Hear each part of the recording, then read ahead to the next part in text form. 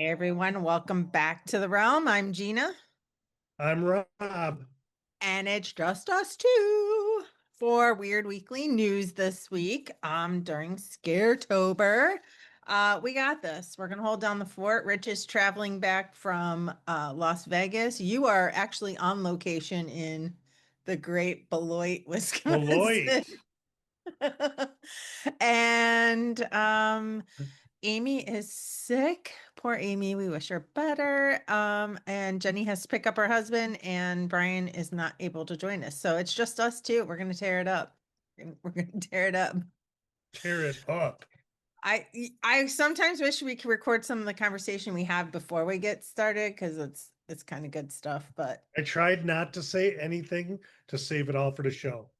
I know because we have so much to talk about. Because after we record this, we're going to record our movie review on Scream.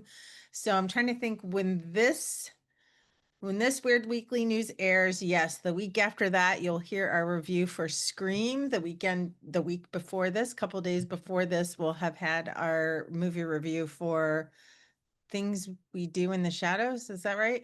That is correct. What we Okay. do in the shadows. Oh, what we do in the shadows. Okay, yeah. So you'll have to take a listen to those movie reviews. Some of the movies we're bringing back are old school because it's like, what better time to talk about? I mean, I am feeling nostalgic every Halloween. I get really nostalgic for my childhood and all the things, but I'm learning that some of the movies weren't as scary as we thought they were back then. So it's kind of disappointing. Yeah, real. I know there was Let's Scare Jessica to Death, horrified me as a kid. And I hadn't watched it since I think it's from the 70s. Scared the shit out of me. Me and Amy watched it like within the last year. It was like, it's horrible. This movie was so bad. That's why I can't wait to do So the next episode boring. after this. I just feel like we're going to be ripping it to shreds. But anyway, What? I digress. I digress. It's a Wes Craven movie, which, it's kind of nostalgic. So anyway, that base. Okay, so we're going to do Weird Weekly News. So since we're talking old school, let's kick it back to the days when just Rich and I were doing this, and we solved this with rock, paper, scissors. So I think with it just being the two of us, we can do it. Okay. So we're No gonna do cheating. no cheating. So let me see if Well, it's, so and then it's rock, paper, scissors, shoot. So and pound then three we do it, times. or we do it Yeah, so on it's shoot. rock, paper, scissors, shoot. Okay. Okay, ready? Okay. Yep. Rock, Rock, paper, paper, scissors, scissors, shoot. shoot. Oh, rock, paper, Paper, scissors, shoot. scissors, shoot. I covered you with my paper, so you get to go first. Oh, so I get to go first. Yes, you Well, lose. this story, this story touches home, not Oh, home in Wisconsin, but I feed my neighborhood squirrels. Not I only do want I to see feed my neighborhood squirrels, I even have a squirrel picnic table in my front yard. I need pictures of this. I'll find some. We do have pictures of this squirrel picnic table with squirrels feasting at it.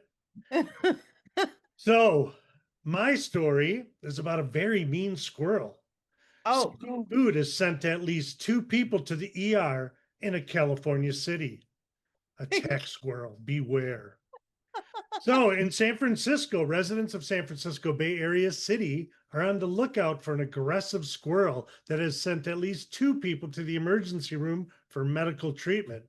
Joan Black told ABC affiliate KGO TV that she was walking in the Lucas Valley neighborhood of San Rafael when a squirrel seemingly came out of nowhere and attacked her leg, clawing and biting. oh It my clamped God. onto my leg. The tail was flying up here. I was like, get off me. Get off me, Helbeck said. That was my I reenactment. like your reenactment of this. Isabel Campo also said she was attacked while walking in the same area. The squirrel launched herself from the ground to her face and wound up on her arm, leaving it bloody, she said. Both women went to the emergency room. The TV station reported its Monday story. Flyers have now been posted warning the residents of the squirrel is no joke that more than 5 people have been attacked by a very mean squirrel that comes out of nowhere. Lisa Block with Marion Humane says they have no reports of squirrel attacks since mid-September. If the squirrel crops up again, the nonprofit will coordinate with state to remove the animal, she said. We've seen this kind of behavior before. She said it's almost always because someone has been feeding the animal.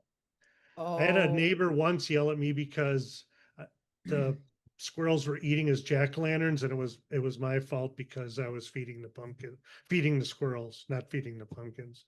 Well, but squirrels are going to go after the pumpkins. Right. I Liz. mean, I don't think it has any, if they probably do it less since I was feeding them. Right. But the good thing is that squirrels are not vectors for rabies.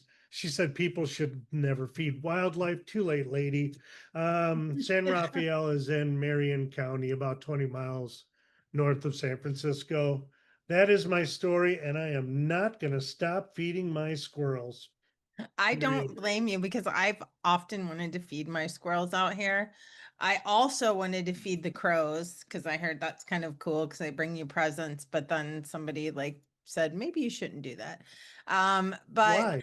I don't know. I think they would like bring in all the birds and then you're dealing with a bunch of bird poop in your backyard or something. But Maybe, but your house would look like the Omen all the time. right. Well, here's the thing. So when somebody said that you have to deal with a bunch of the poop Murder of crows. from a murder of crows, I actually ended up this like goes into your phone listening to you. Like within days, a TikTok video came on where this person was like, I normally feed the crows every day. And then I forgot to feed them, or they ran late, or something happened that they didn't feed them. And so the crows was super pissed off. And he goes out and he videos like his wife's car and then his car, and just his car from top to bottom, not on the sidewalk or on the driveway anywhere, not on his wife's car, but his car is just filled with bird shit. And he was convinced that it was these crows pissed off that he didn't feed them for a How couple would they know days. the difference of whose car's whose? They remember, they're really smart. They like remember people. In fact, they can hold grudges for like eon, like many, many years. They're I can very do smart that. I animals. can And do that yeah, too. same. You maybe you're a crow. But whenever you were like reenacting what the lady was saying, like, get off me, stop. I had to laugh because it reminded me of like, you ever see like the I don't know why news people do this, but they find the most interesting animated people to interview for like something that happened in the public. So like did you ever see that one where there was like a fire at her apartment and she's like I was about to go get me a soda pop and somebody came knocking on the door telling me there was a fire. I said, Lord Jesus, there's a fire. And he's talking about like, and I got bronchitis. Ain't nobody got time for that. And like, so the you reenacting it reminds me of like how sometimes people say the craziest shit, like when they're talking to Well, journalists. that's an actual quote was, and the tail was up here, period. That's the whole sentence. What does that mean? I don't know, but that's what it reminded me of. I immediately, because there's like so many of them. But you know, that lady ended up like, she went viral for that, right? And so, like, a lot of local businesses hired her to do commercials. And one was like a dentist office, like talk about cavities. Ain't nobody got time for that kind of thing. It was great. So, or the one guy, Antoine, I can't remember his name, and he's talking about people like breaking in. He's like, hide your kids, hide your wife. And so I say that pretty frequently myself, but that's what it reminds me of. I just So leave her out. Take my wife, you're so please. mean. I offer her No. a sacrifice. Poor Amy's sick, and you're talking about sacrificing her. Well, it's for the Okay, greater good. so Here's my story. It's kind of a twofer though, because it's like they kind of go hand in hand a little bit with some things going on in the sky. So it's really hard I found I didn't find like what we would consider like reputable or mainstream news sources to like support one of these stories. So either A, maybe it's being suppressed, or B, maybe some of the people that are reporting on it have access to like maybe they're watching like these telescopes, or they're on a site that tracks these telescopes, because I know that there's a way to track these things. But another one I have a news story for. So um first off, have you heard of Three Eye Atlas that is coming towards Oh the Earth? yeah, of course Okay. I have. Not the one that's coming towards the moon, like that was originally coming towards the Earth and going towards the moon. This is like something different. It's Three Eye Atlas. So it's traveling, and go ahead. What were you gonna say? No, I know what you speak So of. Go it's ahead. a interstellar object. They're not calling it an asteroid. They're not calling it like a comet or anything like that. In fact, they said it's definitely not a comet or anything like that. So it's a very large object that they've been tracking, and quite a few telescopes have their eyes on this. Like four different of the main telescopes have their eyes on this. Well, apparently this last week, um, just to give context, so it's traveling at 130 miles per hour. All right. Yep. It disappeared for 19 minutes out of view. Like, so what scientists are perplexed by is the fact that first of all, they're saying that this object is behaving, in quotes, like different than any other object in space. Like they haven't seen it like behaving this way before. And that in fact, some reports were saying that there's 7 other objects that can be viewed in other places out there in space, but seem to be moving in cooperation with this object. And so, with it disappearing for those 19 minutes and showing up 211 million miles away, they're calling that a teleportation style travel, because it like disappeared and then showed up millions of miles away. It was saying that they can't really estimate. They've tried to estimate how large this object is, and so the initial reports were like 2.5 to 3 miles wide, and now they're saying it could be up to 7 miles wide. um and it's expected to arrive in our area, like the area of Earth, between December of this year and January of next year. Now, there's no like fear that it's going to hit Earth or impact Earth, but they don't know what it is. So that's the thing. Like, could it be a giant mothership that's showing up here? Because here's the other side of that is they actually found they detected signals being emitted from this, and there's other things that they're getting from it, like kind of like a reflection, so that they can kind of like analyze like maybe what kind of material might be on it, because they go with all the scientific things when they take a look at it. But it's also emitting a signal, not that it's sending a signal, but it's a signal similar to when somebody is scanning us, like scanning our transmissions, and not sending a signal. Now I knew it was on its way, and I thought it was coming later, like December or something, as you had Yeah. mentioned. So what we have 2 years ago, was it? Mui came through, which wasn't quite as long, but they believe it was cylindrical shaped. And it came from Interstellar. It was moving crazy fast. I don't have information on me. I could probably look it up real quick. Oh yeah. And it did a like 90-degree turn and took off. It accelerated when it took off. So that was a interesting story. And the Atlas is like the follow-up. It's like its predecessor. We're going to be invaded very soon. Do you think that? Do you believe that in your heart of Do hearts? I believe that? Yeah. Well, why would they scan us? I know. And so that's because But they keep going. So if they're scanning for intelligent life, that's why they kept going. But if they're looking for, harvesting for food, they might come back, and they sent two. we need more. Yeah, I mean, I'm ready for it. Like, I literally was driving down the freeway and there was, I think I posted on my Instagram, and I don't know if you had seen it or not. I was driving next to this truck that had like all this giant equipment on it. And then the truck in front of me was a massive, like land mover type dump truck, and it had these giant boulders in the back of it. And I literally just took a picture of it and said, kind of, if you know type thing. I'm like, okay, go ahead. Like, just do it already. I'm gonna have to look it up. I didn't Do see it your all. pictures. It was on my story, so I'll have to send you the picture because it's really kind of funny. Because I was like, honestly, like, it's fine. Just let it roll, like Final Destination style. It's good. We're good. I'm ready to get off the ride. Uh, Um, But in a similar story, I don't know if you heard this, but this week it was announced that there's a plan that was suggested, and this is from Newsweek, September 26th is the article that I pulled, but I was hearing about this for the last few days. There's a plan to uh, suggest using a nuclear explosive device to prevent an asteroid from striking the moon in 2032. So the asteroid is 2024 YR4 that once feared that it was going to hit Earth. That was the one that they were like calculating on how close it was going to come to Earth. how But big is it?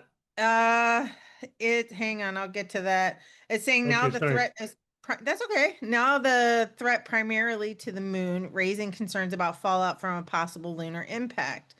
The moon now faces the 4% chance of impact when it used to only be like a 1.7% chance back in February.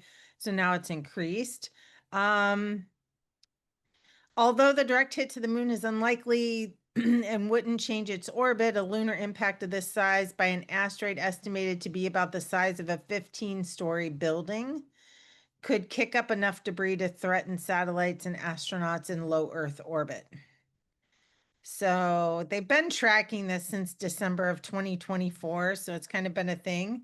But they're talking about nuclear explosive presented being a better option potentially to break apart the asteroids. So they're suggesting the deployment of 2 nuclear explosive devices, one just in case it was needed, each that are 5 to 8 times stronger than the bombs dropped on Hiroshima and Nagasaki, according to the article. They would be launched towards the asteroid in an attempt to disrupt it before it reaches the moon. So I was like, when I first heard this story, I actually saw that on TikTok as well, and I ran to the comments. It was either TikTok or Instagram. I ran to the comments because people never fail you in the comments. And literally, there were some people that like, sounds like a 2032 problem to me. That was my favorite comment. So that's my news story. We're either going to get So here's a projectile coming towards Earth and the moon with 0% chance of hitting Earth, a 4% chance of hitting the moon, probably going to miss the moon. So we're going to send nuclear a bomb up there to explode it into radioactive shrapnel to increase the spread to rain down radioactive meteorites on the Earth and the moon. Is that what the story is breaking down to? That's basically what it's breaking down to. One of the other good comments was like, there's only one man for this job. And it was like a picture of oh gosh, what can I think of his name now? It totally escaped me. Who played in why can't I think of his name now? I'm gonna have to cut this part out. Notes. Oh, damn it. Notes. What's his name? He has Alzheimer's now. He has dementia. You could be. You're at Bruce that age. Willis. Bruce Willis. They put a picture of Bruce Willis. They're like, there is only one man for this job. They had Bruce Willis. Can't remember what movie that was from that he landed on. Armageddon.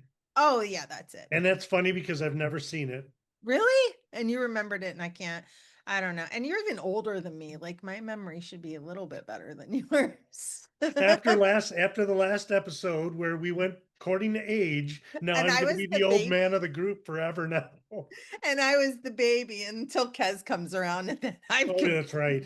left in the dust. because the real baby. As a little baby. Little baby. All right. Well, these were great news stories. I loved hearing about your tech squirrel. And I would like you to post whenever this story comes out in like a couple weeks on and whenever we post it. If you could please at that time send pictures and videos, like put it on our Facebook page so that people can see your squirrel picnic table. I will put that. I Do will you have post any that on there. videos of like I'm sure. squirrels? I'm sure after the episode's recorded, I can get on my phone and probably have them up there in a short time.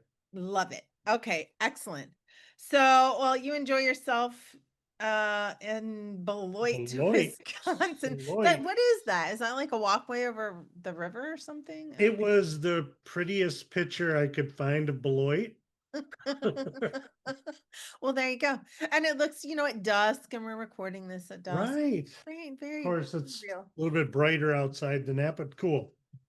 So, well, all right then, guys. So thanks for listening, everybody. If you have any weird news happening in your neck of the woods, send it our way. It could be old news, could be new news, maybe news in the future. If you time travel, we'll take it all.